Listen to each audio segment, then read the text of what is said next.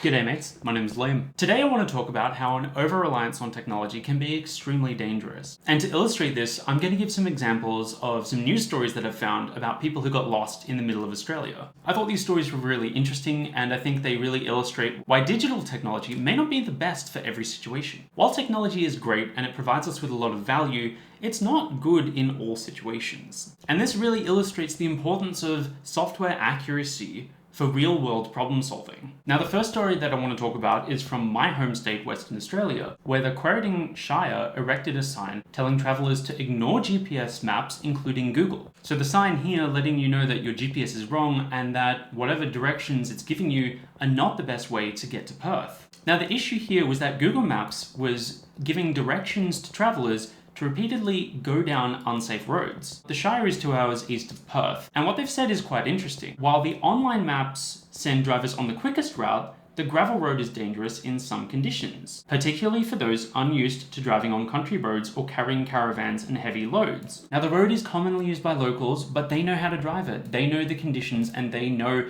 how to do country driving. If you do not know how to do it, it can be very dangerous. Now, I've driven down a lot of these country roads in Western Australia, and the issue with these is that a lot of road trains go down these roads, and because they're unsealed and they're just gravel, what happens is that corrugations start to form. And when you drive over corrugations, what it can do is cause severe damage to your car. And it's not just road trains causing this, it is other cars doing it as well. So what happens is hundreds of thousands of vehicles hit the same bump at roughly the same speed. The bumps build, forming lines of corrugations as vehicles continue to hit the same bumps over and over. And as you can see here, it's not just uncomfortable to drive over, it can damage your vehicle and anything you're towing. These guys had to drive over the corrugations, letting their tires down and driving slowly. Now, you can go faster over them, but what happens is because there's less surface area of your wheels touching the ground and that the surface of the road is gravel, you could end up losing traction and losing control of your vehicle. Now, the issue with this road is that Old Beverley Road can become hazardous after heavy rain and is dangerous for drivers unaccustomed to driving on gravel roads.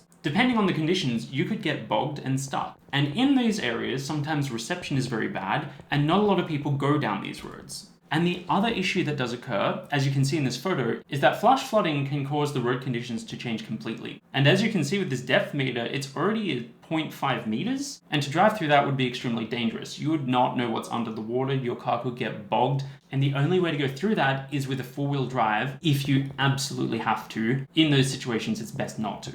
So before traveling, what you could do is every state in Australia has their own road conditions website, and you can go and see the road closures, incident reports, and stuff like that. You can see on this warning for Leonora, there's debris, trees, and lost loads on this road. And right now, when you come to Queensland's one, you can see that there's a lot of flooded roads. It says all lanes affected, do not drive in flood waters. So it's great to use this technology to prepare for your travels and ensure that the way you're going is safe. So this issue has been prevalent for the Quarantine Council for the past 8 years, and the Shire President has made numerous requests to have the maps changed. This isn't just an isolated incident, and it happens all the time. Take a look at this article from Queensland. So this farmer has had to redirect people who wind up on their property when they're trying to find something completely different. So Mr. Anderson lives at Isla, about 4 hours drive west of Bundaberg, a region known for its maze of gorges and striking rock formations. He discovered drivers were following Google Maps across his cattle property in search of the spectacular Isla Gorge, which had an entrance almost 20 kilometers further along the Leichhardt Highway. He said that we had people coming in just all the time, and they were saying it was Google, that they were following the maps across our property to get there. So the gorge is along his border, but there's no access from his place at all. So he had to set up a sign, directed people not to listen to Google, and said exactly how to get there.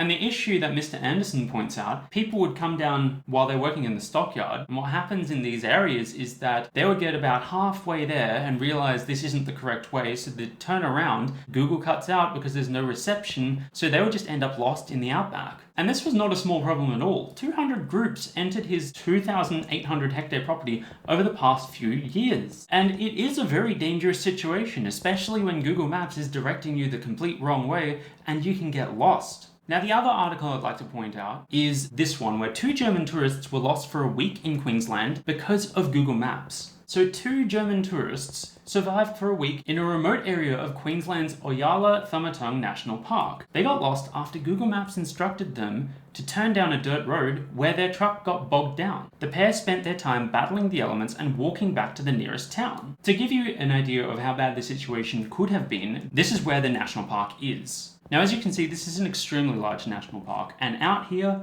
there is not a lot of people. Now, depending on where they were in that national park, the 2 closest places that you could even find people are either Archer River or Cohen. Now, Archer River is 73.5 kilometers away if you follow the road, which is a 16-hour, 28-minute hike. And if you factor in heat and exhaustion and lack of food, it's probably going to be much longer. Now, Cohen is 53 kilometers away, or 12 hours away. That is still a massive hike. So they were traveling from Cairns down here to Bamaga up here. So I assume they wanted to see the Cape York tip, which is the topmost point of Australia. But regardless, this is a 14-hour drive. It's 1,000 kilometers. And what happened was they were redirected through this national park right here. Now, when they were directed down this road, they thought it was just because the main road is closed because of a high river. But after nearly 60 kilometers of driving down the dirt track, the pair encountered a problem when their 4-wheel drive got bogged in the mud. Where they got stuck, it looked really dry. The surface was dry, but under the surface it was really wet and muddy, almost impossible to get out. Now, here's just a picture of what the car was stuck in, and as you can see, the ground does look extremely dry on top. Where they were was so remote they didn't have any phone or internet reception, and the pair had to figure out what to do, so they started to walk. Now, first, they walked towards Archer River because it seemed closer to reach help. They tried to get across a river using a fallen tree, but soon realized it was too swollen from the recent cyclones and heavy rainfall. They slept there beneath the trees under a shelter which provided little protection from the elements. Then what the pair had to do was they circled back with their 12-kilogram packs to walk to Cohen. They walked from sunrise until midday when the searing heat was at its peak. Then they would take a break and start to walk again from 4 p.m. until midnight. After 1 week of getting stuck in the mud, they arrived in Cohen and told authorities what had happened. The Queensland Parks and Wildlife Service Ranger, Roger James, said it was even lucky that they were alive and well. Now, the Service Ranger did say this is not the first incident of Google Maps leading people off route into national parks. People should not trust Google Maps when they're traveling in remote regions of Queensland, and they need to follow the signs. Use official maps or other navigational devices, he said. Now, here is another article. 5 people were killed in a 3-vehicle accident. Victoria's worst road crash in more than a decade. Now, Moira Shire Council Acting Chief Executive Joshua Lewis did say that locals had previously raised concerns about the shortcut, saying it was not suitable for heavy traffic. Now, residents living along the deadly road were frustrated by slow action to address safety concerns previously identified by police. Now, here's the intersection itself. As you can see, the crest obstructs visibility meters from the highway, and it's too easy to miss the signage. And on a lot of these country roads, the speed limit is quite high, because it's in the middle of the country and there's not a lot of people out there.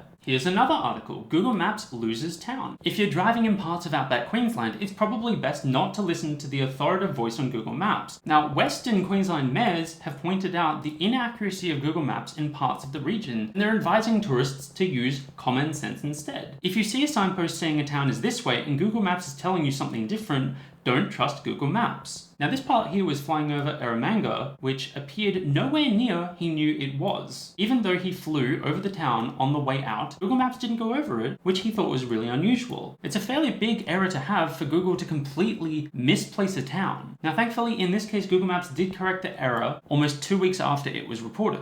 Now, here is another issue. The Queensland government is urging Google to urgently fix its maps over claims of inflated travel times between different destinations, which are deterring tourists from the outback. One particular drastic example was the trip from Birdsville on the Queensland border up to the Western Star Hotel in Windora. Google Maps first had the trip, a 380-kilometer journey, listed as taking close to 11 hours. After the company was contacted about the inflated hours, Google dropped the travel time to 7 hours, 49 minutes. The quoted travel time would still leave the driver doing around 50 kilometers an hour for the entire trip. Now, I just wanted to give you guys a bit of context about this. So here's the Western Star Hotel Motel. I don't know how it's both, but okay. And there's Birdsville. So it's 379 kilometers and it's a 5-hour, 1-minute drive. So they've clearly updated it. But let's find out what the speed limit is. Now, this is absolutely the middle of nowhere. So here is the first speed sign that we've found, which is 80 for roadwork.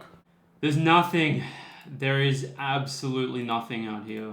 If you want to have no disturbance, come out here. So this is the Queensland Government Department of Transport. So as you can see, the speed limit in built-up areas in Queensland is 50 kilometers an hour when it's unsigned. But when it's outside a built-up area, it's 100 kilometers an hour if unsigned. So most of these roads would probably be around 100 kilometers an hour. So this is the speed limit Google Maps was probably doing initially. But 80 kilometers an hour would probably be a more reasonable speed estimate for an average speed, which would leave it at 4 hours 45 minutes. So after telling you all these crazy stories about how technology can fail us, what can we rely on? Well, the easiest thing we can rely on are the road signs that the government has placed down and a physical map. So what do you do in the situations where you do not have reception? Well, it is best to go prepared to these areas, and if you're traveling around Australia, specifically to regional areas, or when you're going between major cities but you have to go through regional or remote areas, you really need to do a few things. First, like I've pointed out, you should rely on a physical map. That is a very good backup to have, especially if you lose reception. Second, to be prepared, you should bring a lot of water just in case, especially if you're going to remote areas where there's not a lot of traffic. Next is you should tell people where you're going and tell them a rough time estimate of when you should be there. If you're not there at that time and they know the direction you went in, then they can call for help for you. What lets a lot of this technology down is the internet and phone coverage which is available to people when you're traveling these long distance journeys. So first I want to show you the mobile network coverage of Vodafone, and you come down here and you can see that all of these areas are covered. So if you are in a major city or major town, you don't really need to travel anywhere regional, it's probably fine to use. But if you're going to go to these regional areas, this will fail you. Now next we can take a look at Optus network coverage, and we can see that this is a little bit better, but again when you're going into the interior or any of these remote areas, you're not going to get that much coverage and you could find yourself in a lot of trouble. Now by far the best telco coverage in Australia is provided by Telstra, and as you can see, yes it does cover mostly the areas where people are located, but it does cover a lot more regional areas. So Telstra is definitely one of the better telco providers within Australia if you are looking to go to these remote and regional places. For extremely remote trips, you probably want to get a satellite phone because that could save you if you are in extreme trouble. A lot of the regional and interior parts of Australia are not covered at all and have no reception, and all the reception is centered around the coast. In addition to a satellite phone, a UHF or CB radio is very good to have. And in having a UHF radio, you probably need to know a few channels. So here's an extremely quick guide. 5 is for emergencies only, 10 is for four-wheel drive clubs, convoys and national parks, 11 is for locating friends, 18 is for caravanners or campers, 29 is for road safety, public highway and Pacific motorway,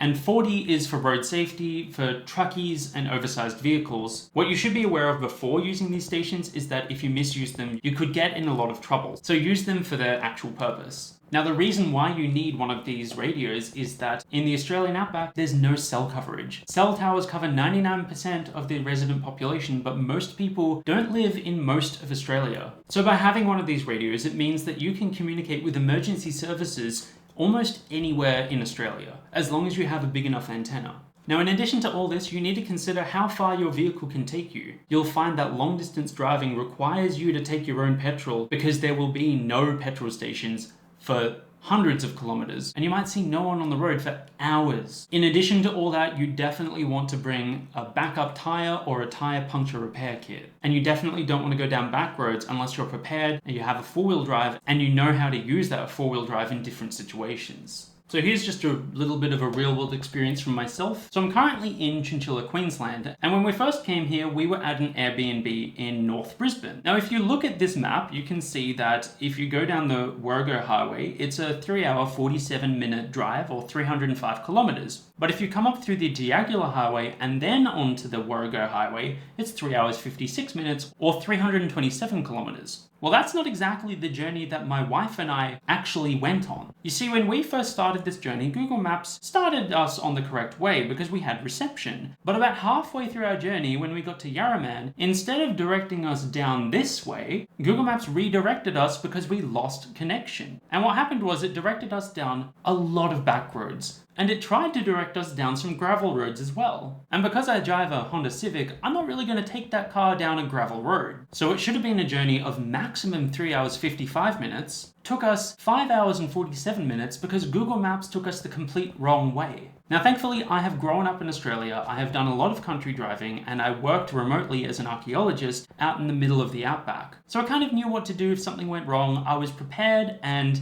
we weren't really in any super remote areas. But if this had happened to someone else who wasn't as experienced or wasn't as knowledgeable or was going into a very remote area, it could end very badly. So anyway guys, I thought this video would be really interesting to do. It kind of combines my interest of computer science as well as my interests in nature, exploration and expedition, which probably come from my interest in archaeology and survival. But yeah, these have just been my thoughts, opinions and experiences on the matter. I'd be really interested to know what you guys think. Do you think we can trust and rely on technology, especially when it may not work in all scenarios? What backup plans do you have if your technology fails you? Do you have any stories of when technology has failed you? Thank you for watching. If you liked or disliked the video, let me know. Subscribe for more content and I'll see you guys in the next video.